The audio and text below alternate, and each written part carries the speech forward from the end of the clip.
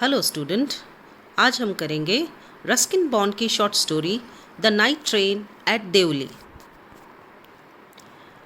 First, we'll give you the introduction to the writer. Ruskin Bond is a renowned Indian author known for his nostalgic tales set in the hills. तो पहाड़ों में set है इनकी सारी कहानियाँ और ये पहाड़ हैं देहरादून के. बेसिकली हमारे राइटर देहरादून को बिलोंग करते हैं. He was born on May 19, 1934 and he has written hundreds of stories including जो इनकी सबसे फेमस स्टोरी है The Room of the Roof, जिसे वो आज भी याद करते हैं, and The Blue Umbrella. His work often reflects themes of nature and childhood. तो ज़्यादातर इनका जो कैरेक्टर है वो अपने बचपन में होता है. He has received awards like the Padma Bhushan and Sahitya Academy Award. On May 19, 2025, he celebrated his 91st birthday, making a long and cherished literary journey. May God bless him. Now we'll do the story. The story I'm doing in detail, not in a summary way, so that you got to know every aspect of the story. Let's begin with the story. When I was at college, who is this I? I is Ruskin Bond himself. So when Ruskin Bond was a boy and he was studying in Delhi University, he used to spend, so he says, I used to spend my summer vacation in Dehra. Dehra means Dehradun, at my grandmother's place. I would leave the plains early in May. Plains का मतलब यहाँ पे मैदान हो, तो मैदानी क्षेत्र से ये कहाँ चला जाता था? पहाड़ी क्षेत्र में. कौन से महीने में? In the month of May, and return in July. Devli was a small station about 30 miles from Dehra. It marked the beginning of the heavy jungles of the Indian Tarai. तो तराई जो तराई का क्षेत्र है भारतीय, वहाँ से पहाड़ों के हेवी जंगल जो है, घने जंगल यहाँ से शुरू हो जाते हैं. The train would reach Devli at about 5 in the morning. तो रात से चली हुई ये ट्रेन सुबह सुबह देवली स्टेशन पहुँचती 5 बजे के आसपास. When the station would be dimly lit with electric bulbs and oil lamps. And the jungle across the railway tracks would just be visible in the faint light of the dawn. Dawn का मतलब है सुबह की रोशनी. तो सुबह 5 बजे जब सूरज हल्का सा बस प्रकाश ही दिखाई देता है आसमान में, उस हल्की सी रोशनी में, फेंट लाइट के अंदर दूर घने जंगल दिखते. Deoli had only one platform. कहने का तात्पर्य एक ही ट्रेन आया करती थी यहाँ. An office for the station master and a waiting room.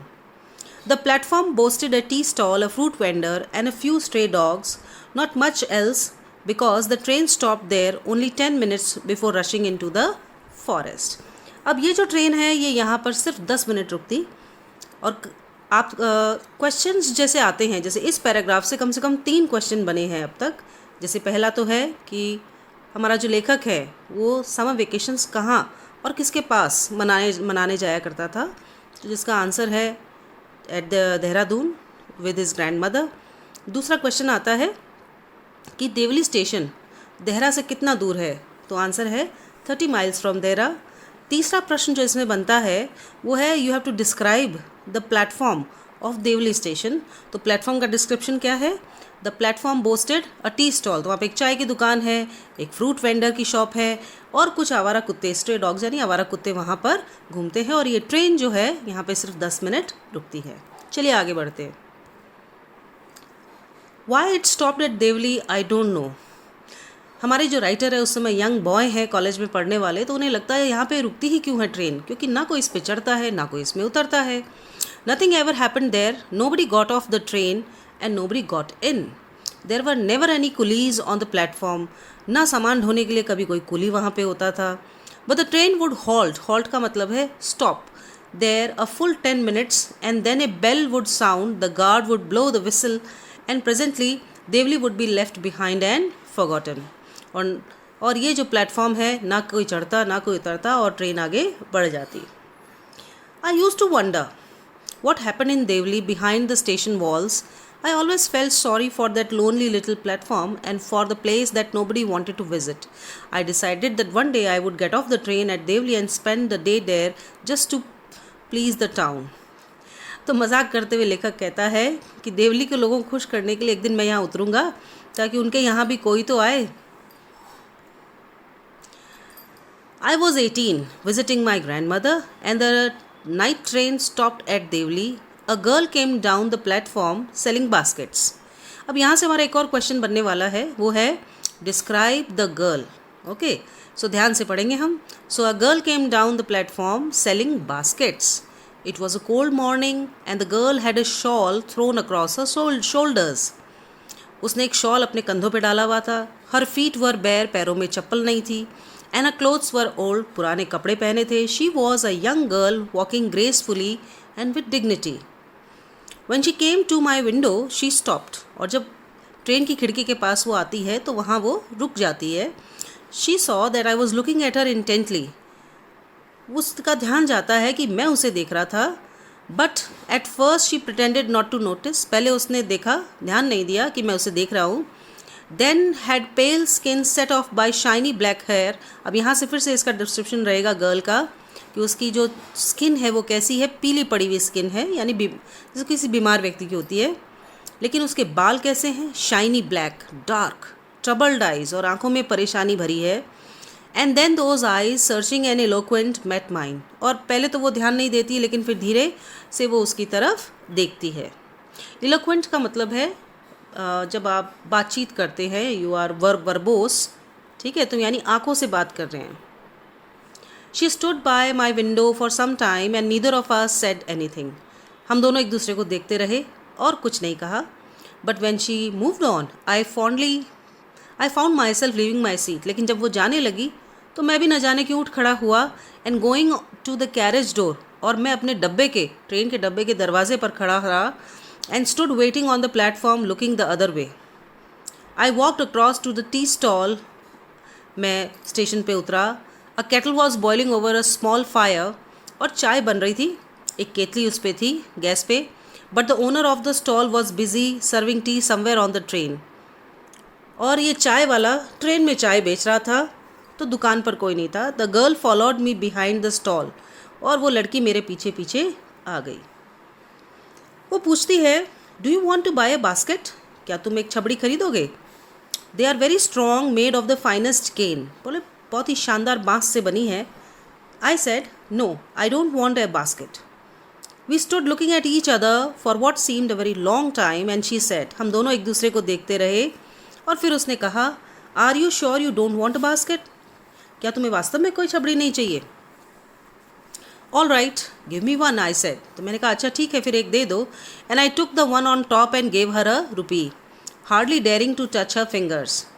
As she was about to speak, the guard blew the whistle. अब वो कुछ कहने वाली थी, तभी जो है गार्ड मास्टर हैं ट्रेन के, उन्होंने सीटी बजा दी। She said something but it was lost in the clanging of the bell. उसने कुछ कहा, लेकिन जो घंटियों की, ट्रेन की घंटी और सीटी जो थी, उसकी हिसिंग साउंड, जो इंजन का हिसिंग साउंड है, उसमें मुझे उसकी आवाज़ सुनाई नहीं दी। I had to run back to my compartment. The carriage shuddered. और झटके से, जोल्ट करते हुए, जोल्ट यानी झटका लगा, जैसे ट्रेन चलती है एक झटके से चलती है और धड़धड़ाती है, आगे बढ़ती है train. I watched her as the platform slipped away. She was alone on the platform and she did not move, but she was looking at me and smiling.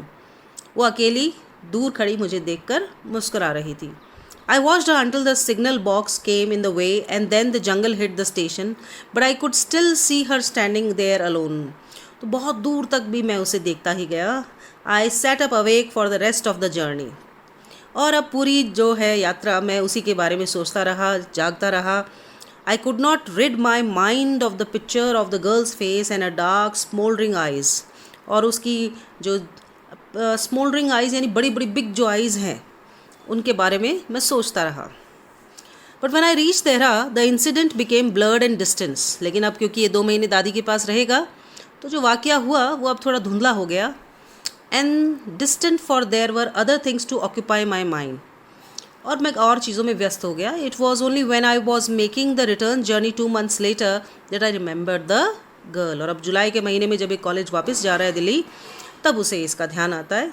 I was looking out for the girl as the train drew into the station. I felt an unexpected thrill when I saw her walking up the platform. और जब मैंने दूर से ही देख लिया कि वो आ रही है, तो मुझे बड़ा मेरे अंदर थ्रिल हो गया उसे देखकर। I sprang off, मैं उछल के खड़ा हो गया off the footboard and wave to her. तो मैं ट्रेन की सीढ़ी पे खड़ा होकर उसे हाथ हिलाने लगा। When she saw me, she smiled. वो भी मुस्कुरा दी. She was pleased that I remembered her. I was pleased that she remembered me. We were both pleased and it was almost like a meeting of old friends. ऐसे लगा जाने से दो दोस्त, पुराने दोस्त आपस में मिले हों. She did not go down the length of the train selling basket but came straight to the tea stall. Her dark eyes were suddenly filled with light. तो आज वो ट्रेन के साथ साथ छबड़ियाँ नहीं बेच रही थी, बल्कि चाय की दुकान के पास आके खड़ी हो गई और आंखों में उसके खुशी थी. लाइट का मतलब यहाँ पे हैप्पीनेस है. We said nothing for some time but we couldn't have been more eloquent. तो हमने कुछ नहीं कहा लेकिन आंखें ही बातें कर रही थी. I felt the impulse to put her on the train there and then and take her away with me. कि मेरा मन हुआ कि मैं उसे ट्रेन में अपने साथ ही ले चलूँ. I could not bear the thought of having to watch her recede into the distance of Devli station. I took the baskets from her hand and pulled them down on the ground. She put out her hand for one of them, but I caught her hand and held it. तो अब मैंने उसका हाथ पकड़ा और कहा, I have to go to Delhi, I said. और उसने गर्दन हिला दी. I do not have to go anywhere. तो वो बोलती है लेकिन मुझे कहीं नहीं जाना. The guard blew the whistle for the train to leave and how I hated the guard for doing that. लेकिन तभी फिर से सीटी बज गई. उनकी बातचीत अधूरी रह गई और लेखक कहता है, I will come again. Will you be here? क्या तुम यहीं मिलोगी? तो उसने गर्दन हिला दी हाँ में. And as she nodded, the bell clanged, घंटी बजी and the train slid forward. और ट्रेन आगे की तरफ बढ़ गई. I had to wrench my hand away from the girl and run for the moving train. मुझे हाथ छुड़ा के भागना पड़ा. This time I did not forget her. She was with me for the remainder of the journey and for long after. All that year she was a bright living thing. तो अब तो पूरा साल बीत गया और उसे बिल्कुल उसकी याद बिल्कुल धुंधली नहीं हुई. And when the college term finished, I packed in haste and left for Dehra earlier than usual. और मैं हालांकि 2-4 दिन की देरी करके ही पहुंचता था, लेकिन अब की बार तो छुट्टी होते ही निकल पड़ा. My grandmother would be pleased by my eagerness to see her. मेरी दादी बड़ी खुश होने वाली थी इस बार. I was nervous and anxious as the train drew into Devli because I was wondering what I should say to the girl and what I should do. जैसे जैसे देवली स्टेशन पास आया तो मुझे लगा मैं क्या उससे कहूँगा, क्या करूँगा. I was determined that I wouldn't stand helplessly before her, hardly able to speak or do anything about my feelings. तो अभी तय तो किया है कि कुछ करेंगे. The train came to Devli and I looked up and down the platform, but I could not see the girl anywhere. लड़की कहीं दिखाई नहीं दे रही है. I opened the door and stepped off the footboard. मैं स्टेशन पर भी उतरा. I was deeply disappointed and overcame with a sense of foreboding.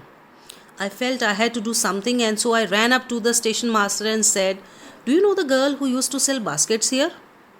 No, I don't know, said the station master, and you'd better get on the train if you don't want to be left behind. अब ये जो station master है, जब उसने उससे inquiry की तो उसने मना कर दिया, मुझे नहीं पता कौन सी लड़की है वो. But I paced up and down the platform. तो इसने चहलकदमी करनी शुरू कर दी. स्टेशन पे आगे पीछे दौड़ने लगा. स्टार्टेड ओवर द रेलिंग्स पे से झांक के देखने लगा कि पीछे जो यार्ड है उसमें कहीं वो खड़ी दिख जाए. All I saw was a mango tree and a dusty road leading into the jungle. बस एक सड़क दिखाई दी, मिट्टी वाली सड़क, कच्ची सड़क और आम के पेड़. Where did the road go? मैंने मन में सोचा ये सड़क कहाँ जाती होगी. The train was moving out of the station. I had to run up the platform and jump for the door of my compartment. Train आगे बढ़ गई, दौड़ के कूद के उसे अपनी ट्रेन पकड़नी पड़ी.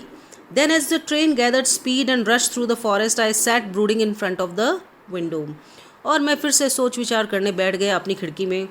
What could I do about finding a girl I had seen only twice, who had hardly spoken to me and about whom I knew nothing, absolutely nothing, but for whom I felt a tenderness and responsibility that I had never felt before. तो बड़ा मेरे अंदर जिम्मेदारी का भाव आ गया और मेरा दिल जो है वो भी बड़ा टेंडर हो गया कि आखिर उसको हुआ क्या. My grandmother was not pleased with my visit after all because I didn't stay at her place more than a couple of weeks. I felt restless, ill at ease. दादी माँ को मेरा इस बार का ठहरना जो है बड़ा अजीब सा लगा क्योंकि मैं बड़ा रेस्टलेस सा था. So I took the train back to the plains meaning to ask further questions of the station master at Deoli. तो कुछ ही हफ्तों में, पूरे 2 महीना नहीं बल्कि कुछ ही हफ्तों में मैं फिर से रवाना हुआ देवली के लिए. But at Deoli there was a new station master. लेकिन इस बार स्टेशन मास्टर ही नया था. The previous man had transferred to another post within the past week, and the new man didn't know anything about the girl who sold baskets. I found the owner of the tea stall, a small shriveled up man. Shriveled up का मतलब है दुबला पतला, सिकुड़ा हुआ जो दुबला पतला व्यक्ति है चाय वाला. मैंने उसको पूछा, wearing greasy clothes, जिसके कपड़े चिकने हो रखे थे, and asked him if he knew anything about the girl with the baskets. Yes, there was such a girl here. I remember quite well, he said, but she had stopped coming now. कि हाँ एक लड़की तो थी पर आना बंद हो गई आजकल. मैंने पूछा क्यों? What happened to her? How should I know? She was nothing to me. मैं कैसे जानूँ? कौन थी वो मेरी? And once again I had to run for the train. As my last term drew to an end, I declared that one day I would have to break journey there, spend a day in the town, make enquiries and find the girl who had stolen my heart with nothing but a look from her dark, impatient eyes.